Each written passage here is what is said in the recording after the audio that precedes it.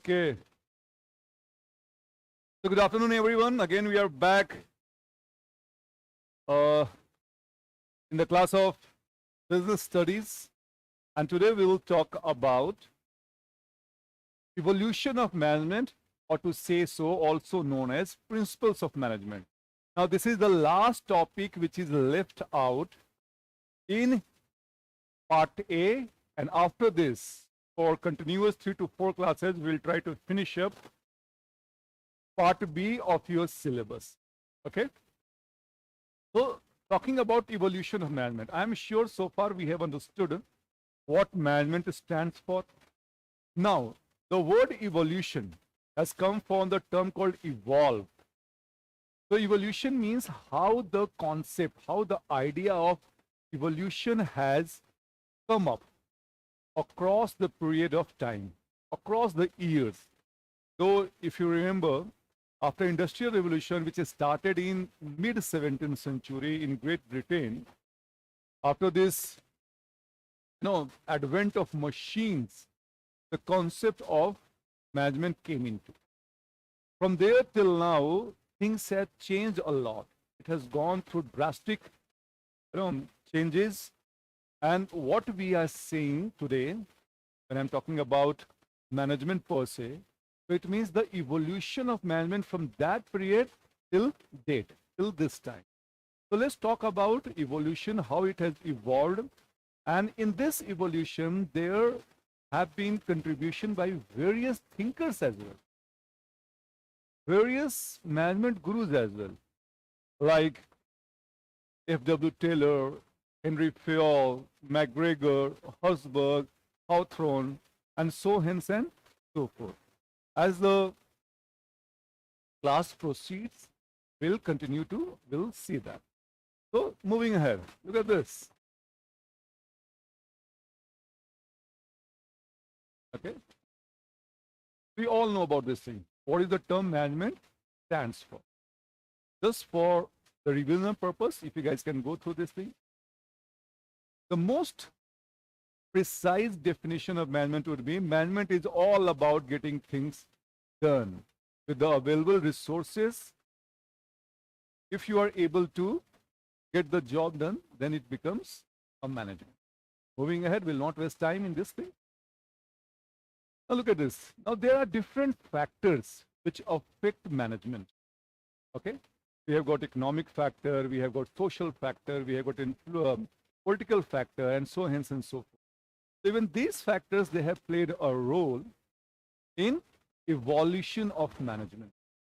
Look at this. We all know about these terms: social influence, the environment, the social milieu, or the environment where the company is working, where the people are working, because people come from the society. Economic is talking about the money, it's talking about the finances. When I talk about the political, it's talking about the legal aspect, the legal issue, the rules and regulation of that particular country where the organization is operating. We'll not waste further any time, we'll move. So look at this. Now, this is the graph about evolution. Now, if you have the idea about this graph, then let me tell you, the principle and the evolution of management will be clear or will be completely comprehensible with this one slide. Look at this. The first thing, it starts with the 1875. As I said, after Industrial Revolution, which happened in mid 17th century, the term management started taking shape. During 18th century, in the first of 18th century, the term started getting more concrete and more formalized. So we have taken from 1875, and from 1875 till 2000, whatever the evolution or whatever the changes happen in management is known as classical perspective or classical approach of management. Now, in classical approach, we'll see who were the thinkers, what were the things. Okay, as the time has moved on, then from classical approach to behavioral perspective started from 19th century, where human factors have been taken into consideration. We'll see there also how many people were, or how who are the management thinkers who contributed to this behavioral perspective. Then moving ahead from 1950 to quantitative perspective. Quantitative perspective is something which can be quantified. Okay? So this we will also see when we will discuss quantitative perspective. And then system perspective is started from later half of 1950 to 2000, and after 1975 there is a contingency perspective which we will take one by one as the slide moves on. Okay, so moving ahead with the classical perspective. Look at this. As I said, in different approaches. First of all, classical approach. What are the types or what are the forms of management? So when I say classical, it means traditional, जो पारंपरिक जो है, जो पुराने जो हैं. Okay? So first thing is scientific, second is administrative, and third is bureaucratic. We'll discuss it one by one, so you don't need to worry about it. Then if you move to behavioral, then we have got group influences, Maslow's need hierarchy, very important. As far as motivation is concerned, and theory X and theory Y, and lastly, Hawthorne studies. When I talk about modern, modern means after 1950, okay? Today's time is post-modern, okay? Modern से भी आगे हम लोग बढ़ चुके हैं. When I talk about modern perspective, we have got system approach, what I was discussing about, contingency approach, theory Z, and quality management. So we'll take this one by one. So let's begin. Classical work, just to give you an idea, and then we'll take it one by one. What it talks about scientific management, the father of scientific management, I am sure you guys all know, it was F.W. Taylor, Frederick Wilson Taylor. And he talks about the only work. If I'm paying you the money, I'm talking about the productivity. How much a worker is working, how much productive he or she is. But when I talk about, let's say, administrative management, focuses on the functions of management, and third, bureaucratic management focuses on the overall organization system.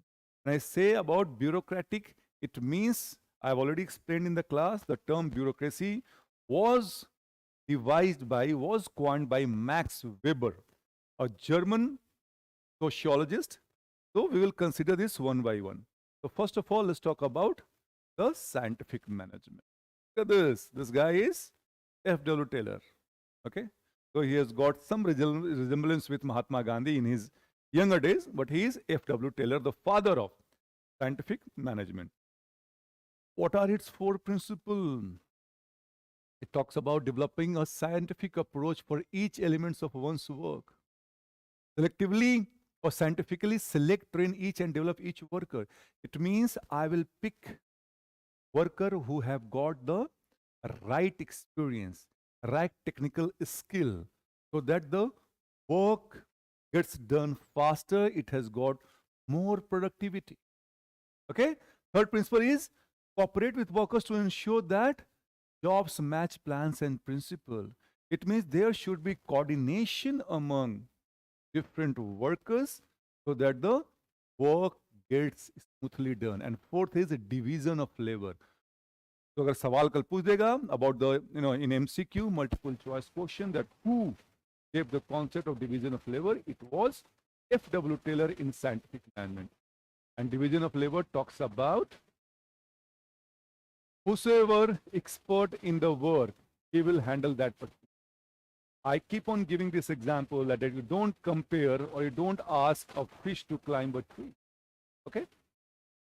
I might be good in something, you might be good in something, so that should be very, very clear. And people who are good in whatever segment, in whichever segment, the job should be.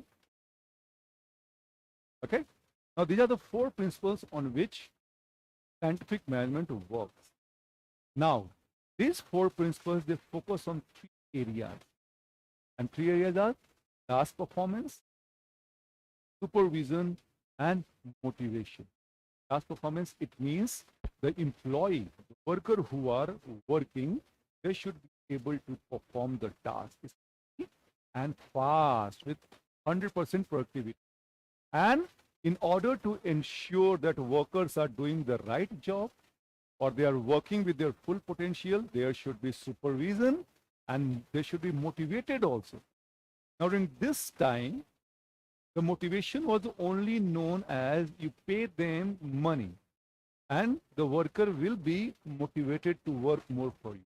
However, this concept was debated since this approach, and finally it was contradicted when the behavioral perspective, where I spoke about that human being is not a machine, it is a machine has got some emotion. So in order to motivate an employee, you should also consider behavior as also one of the factors.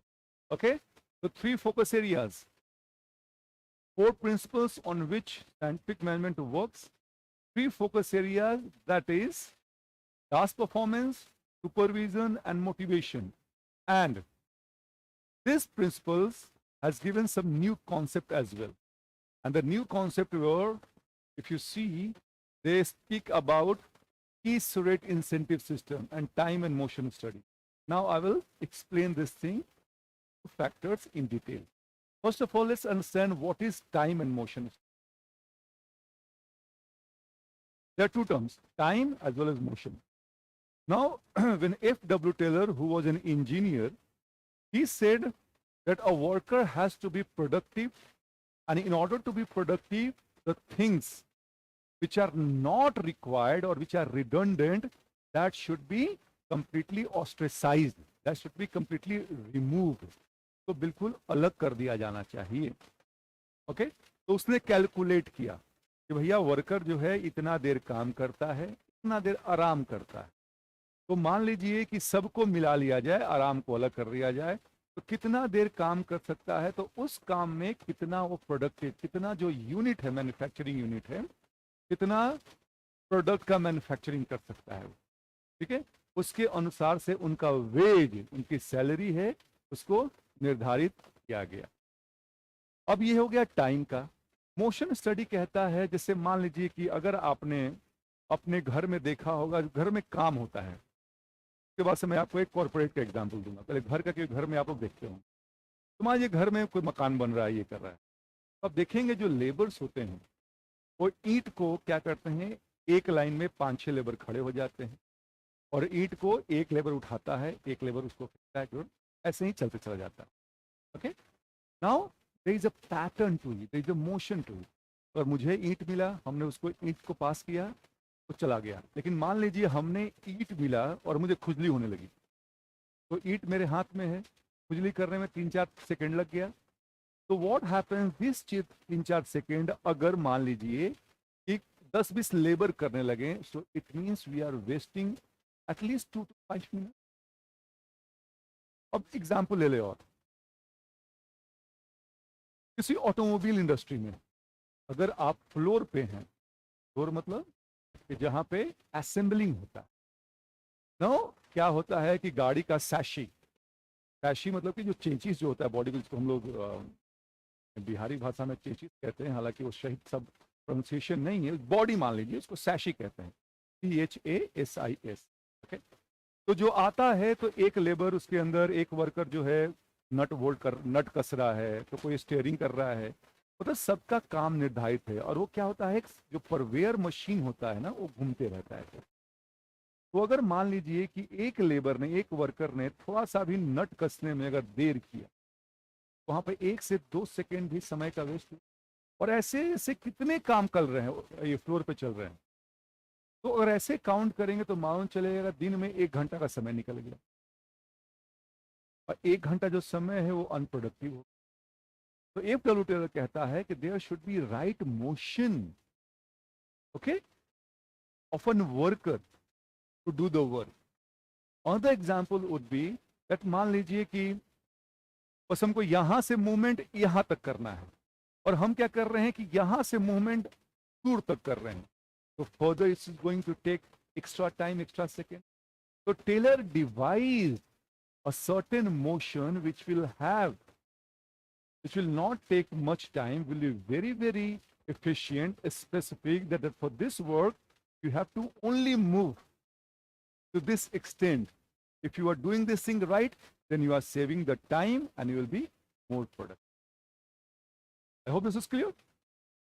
So here we are talking about scientific management, 4 principles on which this perspective, this approach is based, and it focuses on 3 areas, and there are 2 managerial works. One is like you have to see the time of the work and time for the rest, and then you have to calculate and then fix a time that a worker should work, कितना समय वो काम करेगा. एक होता है motion, काम करने के दौरान बॉडी का मूवमेंट कितना होना चाहिए, कोई फिक्स किया गया. और एक कहता है पीस रेट इंसेंटिव सिस्टम, जो कि हम समझाएंगे भी. अब ध्यान दीजिए, सारे वर्कर अगर काम कर रहे हैं और सबको सैलरी एक ही मिल रहा है, तो भाई जो वर्कर एफिशिएंट है, जो वर्कर काम करता है या बढ़िया से करता है और उसकी भी सैलरी एक ही है, क्योंकि काम ढंग से ना करता होगा उसके बराबर, तो मोटिवेशन लेवल थोड़ा सा है नीचे हो जाता है. तो टेलर कहता है कि नहीं, अगर जो वर्कर उसी टाइम के अंदर अगर एक्स्ट्रा चीज प्रोड्यूस करता है बिकॉज ही इज एफिशिएंट, तो उस केस में क्या होगा कि उसको पैसा एक्स्ट्रा मिलेगा, उसको इंसेंटिव मिलेगा. जैसे मान लिया जाए, अब सोच के देखिए कि कोई आदमी 8 घंटा काम कर रहा है और 8 घंटा में से उसको 100 यूनिट बनाना है, और कोई worker being efficient, being more skilful, if he और शी मैन्युफैक्चर्स 102 यूनिट या 103 यूनिट, तो जो एक्स्ट्रा जो 3 यूनिट बना है कि पर यूनिट के हिसाब से उसको पैसा मिलेगा, ताकि वो मोटिवेटेड रहे, वो काम क्या करे, एक्स्ट्रा करे. Because the entire concept of scientific management was to be more productive with the given resource. तो कोई वर्कर अगर 1 घंटा में 100 यूनिट बनाता है और कोई 1 घंटा में 103 यूनिट बनाता है, तो 103 यूनिट बनाने वाला जो वर्कर है, ही will B more productive and he should be rewarded accordingly. That's a concept of piece rate incentive system. I hope this is clear. 5 लोग देख रहे हैं. So anyone who has, morning everyone, good afternoon, who has got anything to ask me, please let me know. Okay, no one has any question, so I move ahead.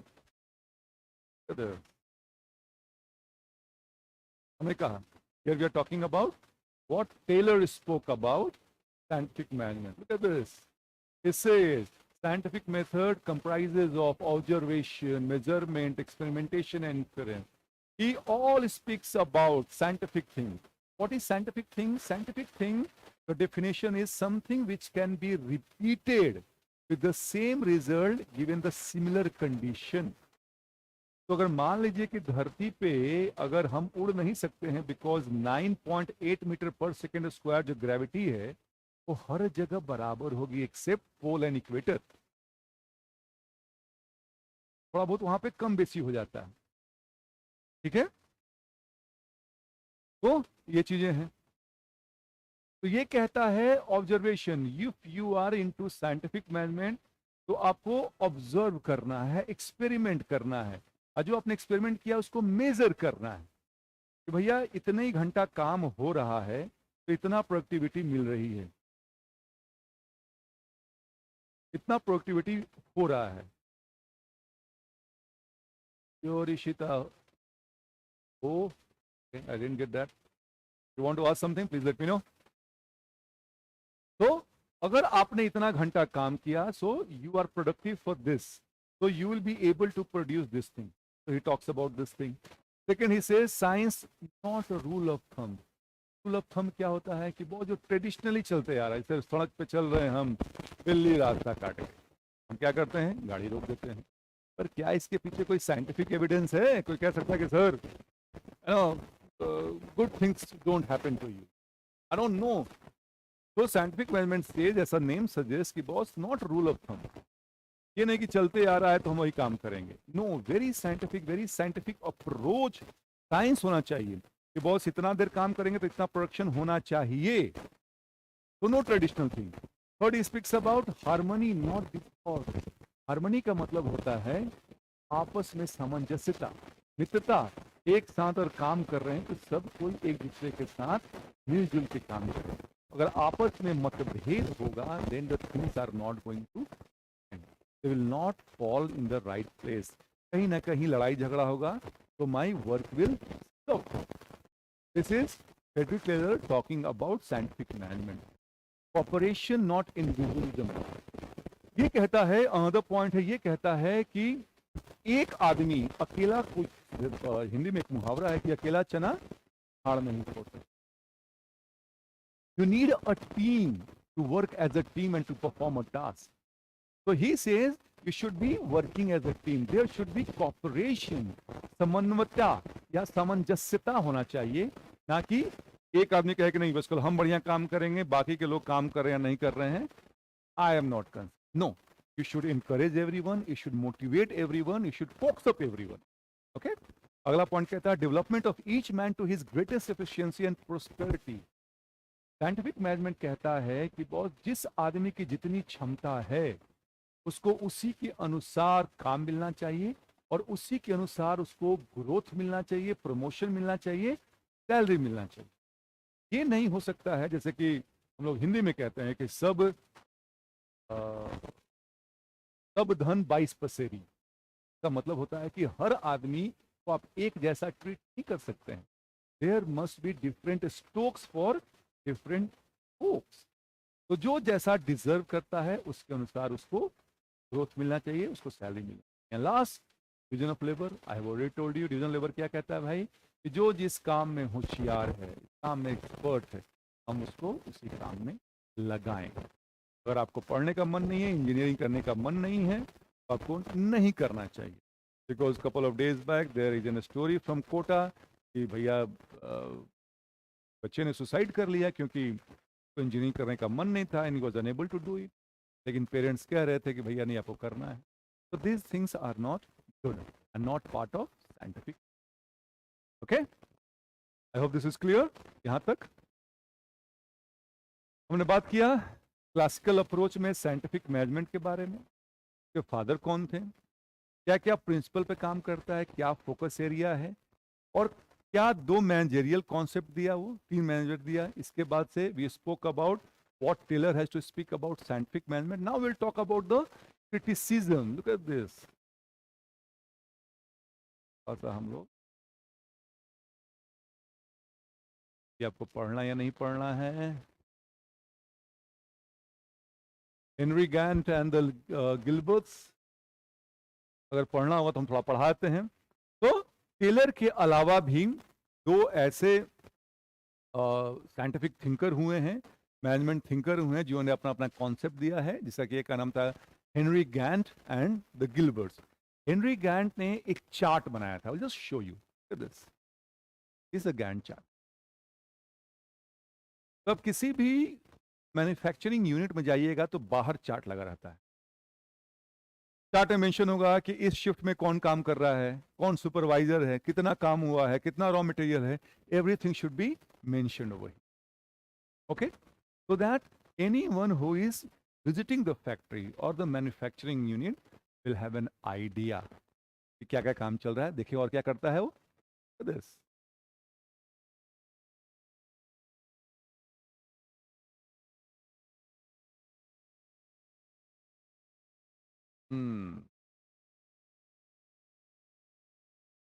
I told you about the Gantt chart and also implemented a wage incentive program. Wage incentive program मतलब कि ज्यादा काम तो ज्यादा पैसा, तो हम लोग ओटी कहते हैं, ओवर टाइम आजकल के भाषा में. अब there were 2 husband and wifes, Frank Gilbert and Lillian Gilbert. इन्होंने क्या किया था, इन्होंने 2 चीजों को डिवाइस किया. फ्रैंक ने किया specialise in time and motion study to determine the most efficient way performing task. Use motion pictures of brick layer to identified work elements for the lift and grasping. देखिए क्या कहता है. ये कहता है फ्रैंक गिलबर्ट कि जो भी हमने मोशन की बात कही थी, याद कीजिए साइंटिफिक मैनेजमेंट में टाइम एंड मोशन स्टडी की बात की थी. तो फ्रैंक गिलबर्ट क्या कहता है, उसने एग्जाम्पल लिया जो मैंने अभी आपको बताया था. घर में जो ईंटें बन रही हैं, जो मजदूर काम कर रहे हैं, उनका क्या तरीका है ईंट को नीचे से ऊपर पहुंचाने का. That is look at this. Brick layers जो ईंट बनाते हैं, तो उसने डिवाइस किया कि एक प्रॉपर एक मोशन होना चाहिए, उस मोशन से ज्यादा करेंगे तो काम जो है ज्यादा समय लेगा, कम करेंगे मोशन तो काम का जो क्वालिटी है वो घट जाएगा. तो he spoke about that. Whereas his wife Lillian Gilbert, she spoke about the working condition of the environment of the worker. Scientific management में अगर थोड़ा सा क्रिटिसिज्म पढ़ेंगे हम लोग, उसकी क्या क्या कमियां हैं.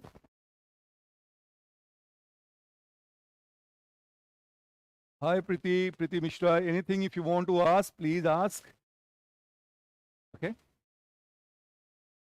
तो अगर आप साइंटिफिक मैनेजमेंट पे अब तक ये कॉन्सेप्ट था कि भाई वर्कर को हमने पैसा दिया है तो उनका काम है कि they have to work in whatever condition. I am not at all bothered about it because I am paid the money, I am paying their salary, so that's the end of it. Either they are sick, they are not into a very conducive environment, but they have to work. Lillian Gilbert, she argued for a better condition because working condition बेहतर होगा तो worker जो होंगे they will feel like home, they will be more motivated and they will be more productive. Okay, so even besides H.W. Taylor, there were two more proponents or propounder of scientific management, namely Gilberts, who were husband and wife, Frank Gilbert and Lillian Gilbert, and third is Henry Gantt, about which I have already spoken. He devised a chart. Okay, now we'll talk about the criticism against scientific management. So far we have been talking about, I'm so sorry.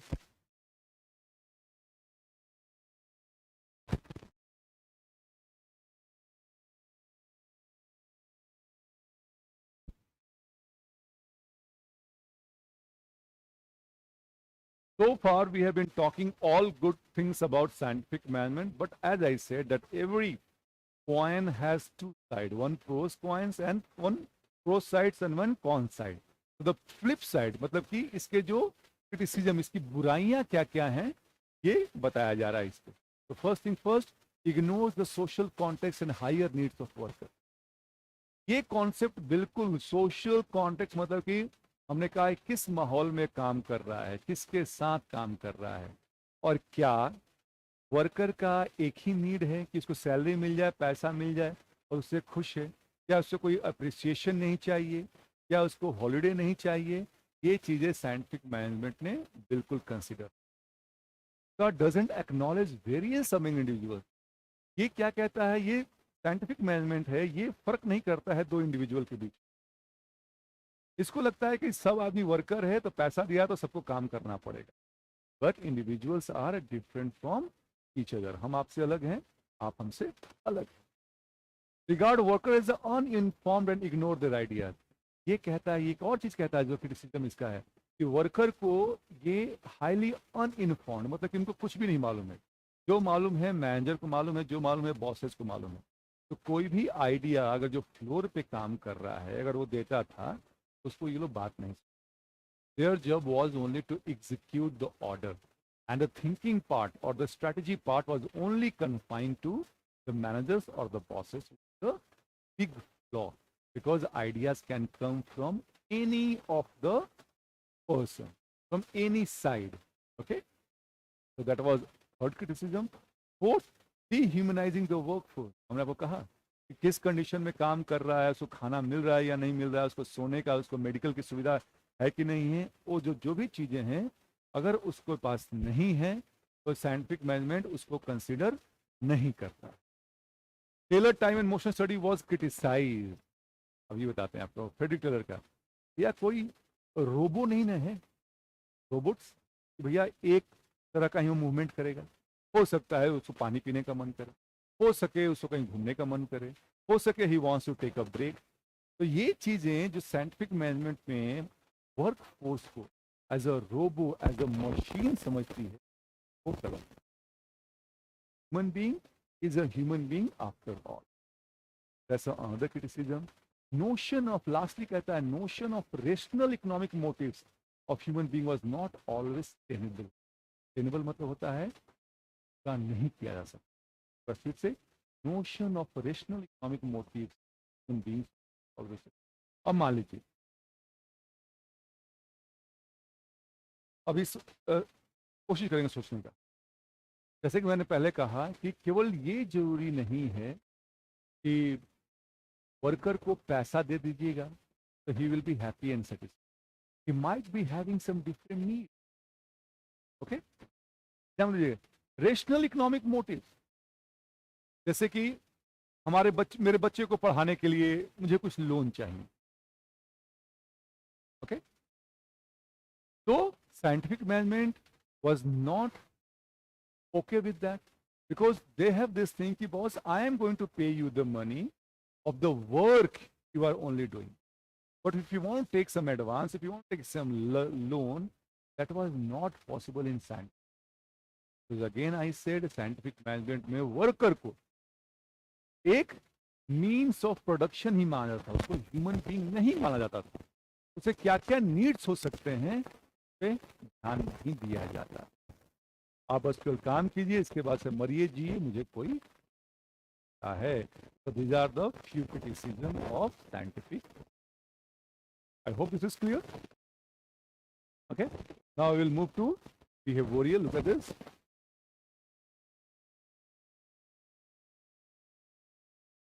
कर लिया। Now we will talk about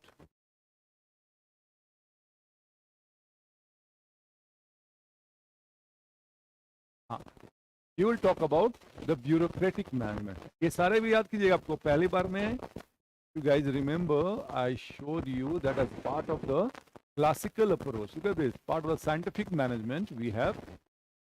Let's show you.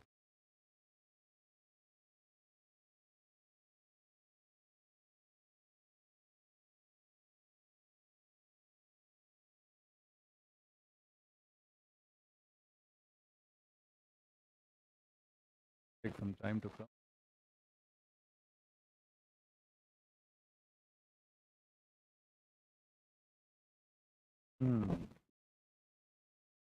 Look at this. In classical approach, we have finished up scientific. Now we'll talk about the bureaucratic and administrative approach. I just want to show you. Moving ahead. Scientific management में ये कर लिया और हम लोग काम करेंगे administrative and bureaucratic. Bureaucratic में ये क्या कहता है? No, this bureaucratic comes from the word called bureaucracy. Bureaucracy को हिंदी में हम लोग कहते हैं नौकरशाही। कि आज का जो अगर बिहार में देख लें या देश में देख लें, इसमें जो ब्यूरोक्रेट, जो आईएएस ऑफिसर्स होते हैं, आईपीएस ऑफिसर या जो नीचे के लोग होते हैं, वहाँ पे हेरारकी रहता है कि काम को पूरा करने के लिए किसी भी डिपार्टमेंट में ये लोग काम करें। तो that system is known as bureau. क्या कहता है? Focuses on the overall organization system, need for organization to function on a rational basis. Bureaucratic management is based upon firm rules, policies and procedure, a fixed hierarchy, a clear division of labor. ध्यान सुनिएगा यहाँ पे ये कहता है कि it takes care of the entire system. अभी 2 दिन पहले नीतीश कुमार जी हमारे बिहार के मुख्यमंत्री हैं, तो उनका शपथ समारोह हर 1.5 साल 2 साल पे होते रहता है उनका। तो उनका शपथ समारोह, तो उसमें किसने काम किया? राज्यपाल से लेके या जो भी सीएमओ ऑफिस था, सब में ब्यूरोक्रेट्स थे। ब्यूरोक्रेट मतलब कि जो नौकरशाह होते हैं, क्योंकि एग्जाम देके उस लेवल पे पहुंचते, कॉम्पिटिटिव एग्जाम देके। तो वहां पे जो काम होता है ब्यूरोक्रेसी में, सारे रूल्स एंड रेगुलेशन के अनुसार होता है। और रूल्स एंड रेगुलेशन क्या होता है? बिल्कुल फर्म होता है। हर किसी को मालूम है कि मेरा काम क्या है, और कोई किसी को इंटरफेयर नहीं करता है, इंटरवीन नहीं करता। अब फिक्स्ड हायरार्की, टॉप पे कौन है? आप याद कीजिए कि अगर ब्यूरोक्रेसी की बात कर ले तो अभी के प्रिंसिपल सेक्रेटरी कोई और हैं, असिस्टेंट उसके नीचे एडिशनल चीफ सेक्रेटरी कोई और हैं, उसके नीचे कोई और होगा। अब कोई उस हायरार्की को, जो बना हुआ है प्रोटोकॉल, कोई उसको डिस्टर्ब नहीं करता है। हर किसी को अपना अपना काम मालूम है, क्योंकि ब्यूरोक्रेटिक सिस्टम कहता है कि इसके अनुसार ही किसी ऑर्गेनाइजेशन का काम। फॉर एग्जाम्पल दे देते आपको हम, किसी कंपनी में टॉप के बॉस सीईओ हैं, उसके बाद से वीपी हैं, जनरल मैनेजर हैं, सबका अपना अपना काम है, सबकी अपनी अपनी हायरार्की है। और जो रूल्स एंड रेगुलेशन है बिल्कुल फिक्स्ड है, कौन किसको रिपोर्ट करेगा, कौन किसका काम करेगा, इससे क्या होता है, smoothly work of organisation is executed, done. तो this is the bureaucratic system. आगे बढ़े.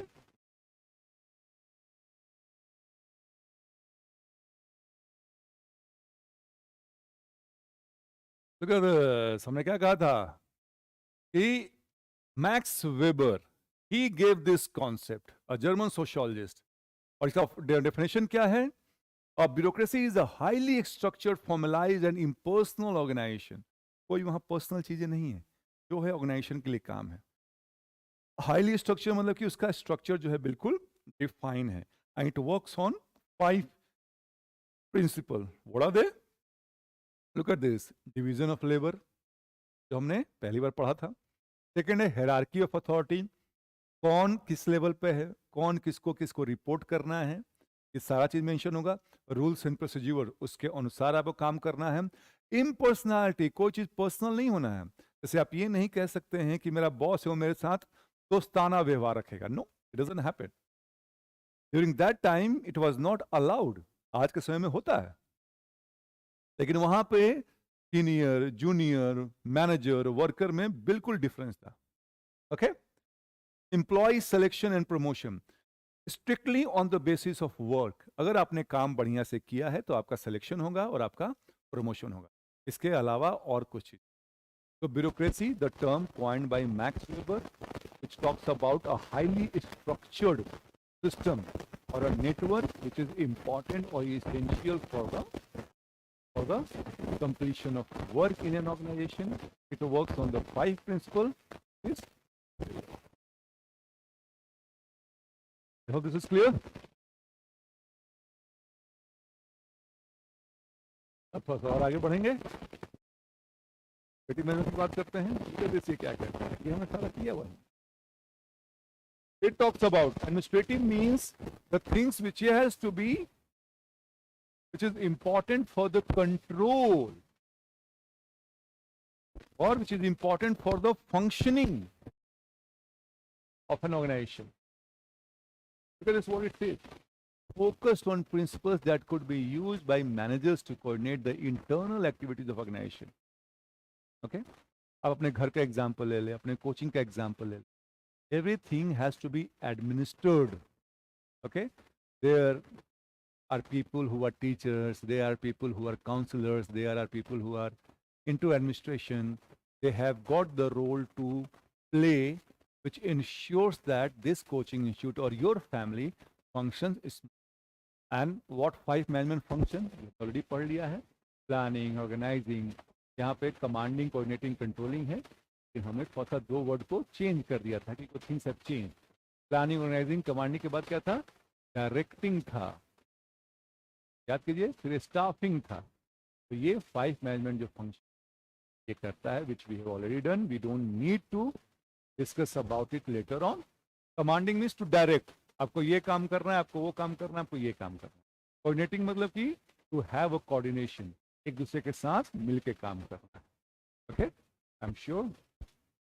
Here, further we move. Look at this. Now we have got somebody by the name of Henry Fayol, who is known as father of administrative management. Okay? इनका सबसे famous क्या है? 14 principles. Okay? And now he talks about higher level white collar employees and functioning on the total organization. ये कहता है white collar मतलब कि people who are managers, who are thinkers, who are into business of making strategies, उनकी ये बात करता है. तो हमने कहा था कि father of scientific management is F.W. Taylor, father of administrative management is Henri Fayol. और उसके 14 ये रूल्स हैं, 14 प्रिंसिपल्स ऑफ हेनरी फेयोल. ये सवाल आपसे पूछा जा सकता है. ये क्या कहता है? ध्यान दीजिएगा. पहला start with the division of work. We all know everything is so common over here. Division of labour, division of work, दोनों जो है वो सिमिलर है. Authority and responsibility. अगर आपने किसी को पावर दिया है तो उसके साथ आपको जिम्मेदारी भी देनी पड़ेगी, उसका उत्तरदायित्व भी होगा. ओके? थर्ड कहता है डिसिप्लिन, अनुशासन में रहना बहुत जरूरी। चौथा यूनिटी ऑफ कमांड, ये बड़ा ना कंफ्यूजिंग चीज है। ऐसे हर एम्प्लॉय को मालूम होना चाहिए, हर सबऑर्डिनेट को मालूम होना चाहिए कि मेरा जो काम जो है, मेरा जो मेरा जो बॉस है, who is my boss. Okay, it means I should be taking command from him. Because what happens if everybody starts commanding, if everybody starts giving me order, then the worker might get confused. मेरा boss कौन? इस चीज से उनको बचना है। अगला क्या कहता है? Unity of direction. It means कि जो इंडिविजुअल गोल होंगे और जो ऑर्गेनाइजेशन के गोल होंगे वो बिल्कुल एक लाइन में स्ट्रीम लाइन हो। ऐसा नहीं है कि भाई इंडिविजुअल का गोल वो जीवन में कुछ और चाहता है ऑब्जेक्टिव, और ऑर्गेनाइजेशन कुछ और चाहता है। तो क्या होगा कि दोनों में विरोधाभास होगा और काम जो है से नहीं होगा। Okay, moving ahead, he talks about subordination of individual interest to the common good. मतलब कि अगर आपका कोई व्यक्तिगत कोई गोल है भी, तो बड़े गोल के लिए आपको, क्योंकि बड़ा गोल किसका है? ऑर्गेनाइजेशन का है। बड़ा गोल देश का हो सकता है, तो देश का गोल ज्यादा महत्वपूर्ण है बजाय कि आपके गोल का। तो अगर ऑर्गेनाइजेशन को आगे बढ़ना है तो जो इंडिविजुअल, जो व्यक्तिगत गोल है, उसको आपको पड़ेगा। अगला कहता है रेमुनरेशन। भाई काम कराइएगा तो फ्री में नहीं कराएंगे, उसके बदले आप उसको पैसा देंगे। सेंट्रलाइजेशन, ये कहता है जो पावर होगा वो केंद्रीय में होगा, भाई एक जगह होगा। अभी हम लोग क्या कहते हैं? डिसेंट्रलाइजेशन की बात करें, मतलब कि जो जहां काम कर रहा है, जिस काम में, उसको थोड़ा सा पावर मिलना चाहिए। लेकिन ये कहता है कि पावर जो है एक ही जगह सीमित। आगे बढ़ते हैं। Scalar chain, hierarchy of authority must be defined for clear communication. ये कहता है कि बॉस बिल्कुल क्लियर कट हायरार्की होना चाहिए। कौन बॉस है, उसके नीचे कौन है, उसके नीचे कौन है, मेरा बॉस कौन है, ताकि सबको मालूम चले कि बॉस जो कमांड ऊपर से आएगा उसी को मानना है। ऐसा नहीं हो कि हर आदमी अपनी अपनी बात कर रहा है। उससे क्या होगा? ऑर्गेनाइजेशन में केओस होगा, ऑर्गेनाइजेशन में क्या होगा? कॉन्फ्लिक्ट। ऑर्डर, काम हो, तरीका से हो, there should be order.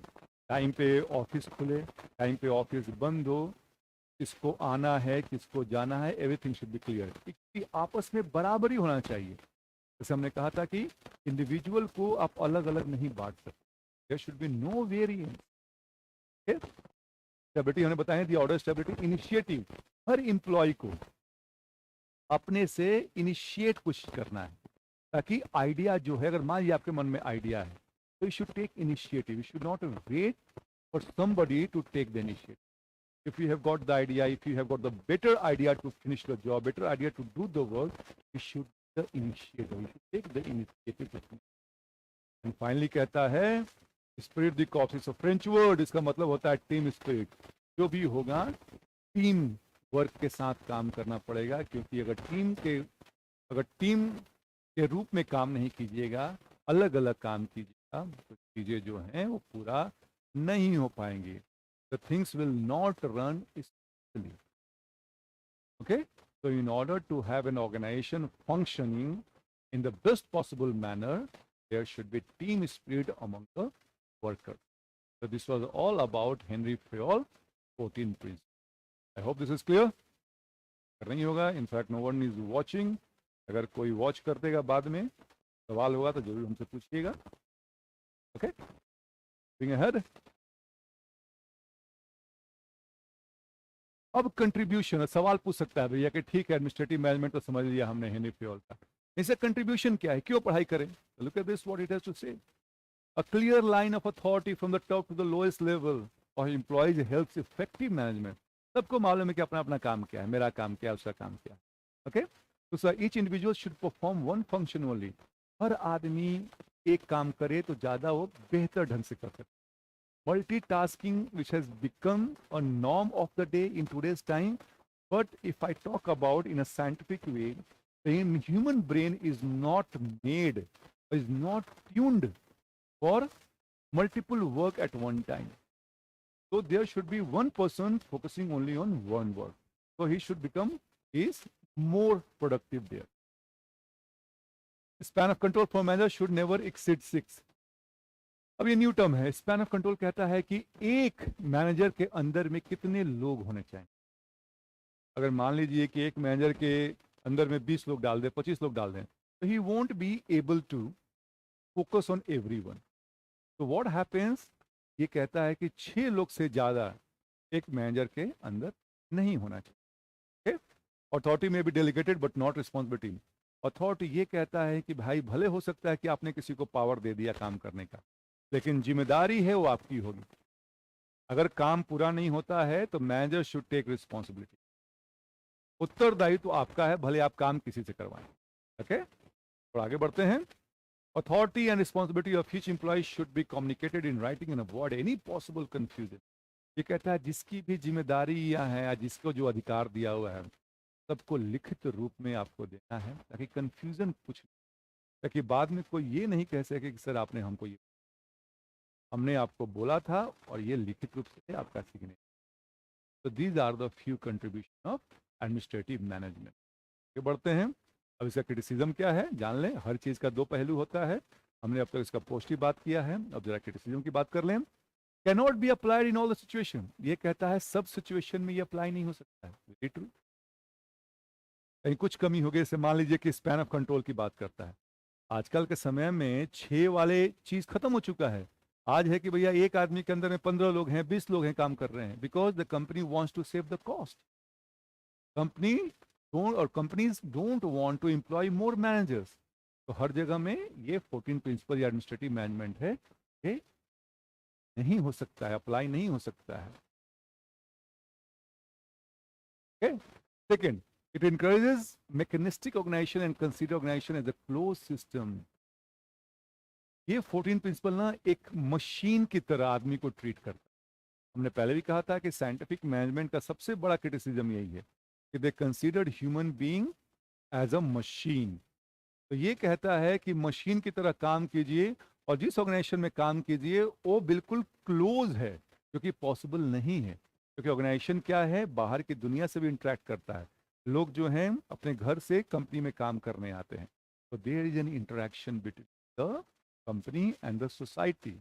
So you cannot say that organization is a closed system. Okay? These principles are based on observations and not empirically verified. ये कहता है कि भैया ऑब्जर्वेशन का मतलब होता है केवल देख के, एम्पेरिकली होता है साइंटिफिकली वेरीफाइड. तो एडमिनिस्ट्रेटिव मैनेजमेंट कहता है कि नहीं, देख के आप उसको ऑब्जर्व कीजिए कि क्या हो रहा है, कैसे काम किया जा रहा है, लेकिन उसको आप प्रूव नहीं कर सकते हैं साइंटिफिकली. ओके, तो वो चीजें भी थोड़ा परेशान करती हैं आपको. Certain inconsistency, advocacy of limited span of control, जो मैंने बताया मैंने आपको, and maintaining the minimal level of organization hierarchy do not go together. अभी आप कह रहे हैं, अभी हमने कहा इस पे ध्यान दीजिएगा कि there must be an hierarchy. याद कीजिएगा क्या कह रहा है.